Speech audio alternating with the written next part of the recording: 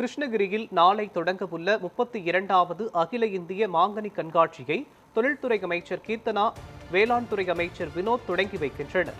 இதுகுறித்த கூடுதல் விவரங்களை நமது செய்தியாளர் திருலோகச்சந்தர் வழங்க கேட்கலாம்.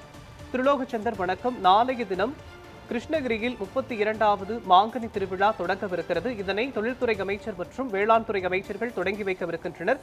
இதற்கான அரங்கு ஏற்பாட்டு பணிகள் எந்த அளவுக்கு நடைபெற்று வருகிறது? பற்றிய விவரங்கள் என்ன சொல்லுங்க.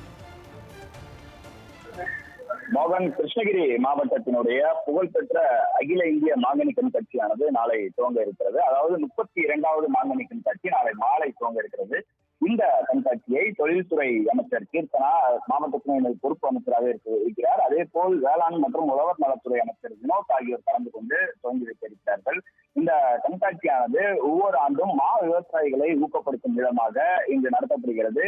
இந்தியா முழுவதும் விளைவிக்கக்கூடிய மிக சிறந்த தரமான மாம்பழங்கள் கொண்டு வந்து இங்கு காட்சிப்படுத்தப்படும். அதே போல் மாவட்ட அளவில் மிக சிறந்த முறையில் பயிரிடப்பட்டிருக்கிற மாங்கனிகள் போட்டி அரங்கில் வைக்கப்பட்டு அதில் சிறந்த மாங்கனிகள் தேர்வு செய்யப்பட்டு விவசாயிகளுக்கு பரிசுகள் வழங்கப்படும். அது மட்டும் இல்லாமல் 26 நாட்கள் நடைபெறும் இந்த மாங்கனி கண்காட்சியானது பொதுமக்களினுடைய பொழுதுபோக்கு வசதியாகவும் பார்க்கப்படுகிறது. குறிப்பாக இந்த மாங்கனி கண்காட்சியில் கண்காட்சி அரங்கம் மட்டும் இல்லாமல் மலர் கண்காட்சி அரங்கம், 50 அரசு துறை அரங்குகள், 80 தனியார் துறை அரங்குகள் மற்றும் குழந்தைகள் பொதுமக்களுக்காக நிறைய விளையாட்டு பொழுதுபோக்கு அம்சங்கள் எல்லாம் இடம்பெற்றிருக்கும். அது மட்டும் இல்லாமல் இந்த கண்காட்சியில பொதுமக்கள் பல்வேறு பொருட்களை வாங்கி செல்வதற்காக நுகர்வோர் சென்று தனியார் அரங்குகள் எல்லாம், விற்பனை கூடங்கள் எல்லாம் அமைக்கப்பட்டிருக்கும்.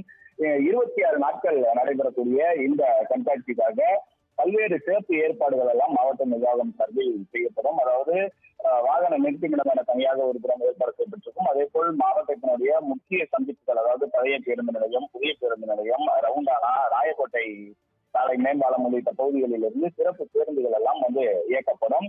இந்த கண்காட்சியில் ஒவ்வொரு நாளும் குறைந்தபட்சம் 20,000 நபர்கள் கலந்து கொள்வார்கள். அதே வார இறுதி நாட்களான வெள்ளி, சனி, ஞாயிறு போன்ற நாட்களில் 50,000 மக்கள் வரை இந்த கண்காட்சியில கலந்து கொள்வார்கள்.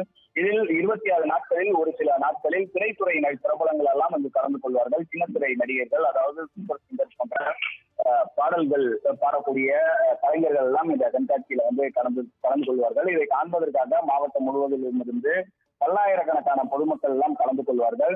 இந்த மாவட்டத்தினுடைய மிக முக்கிய திருவிழாவாக இந்த மாங்கனி கண்காட்சியானது பார்க்கப்படும்.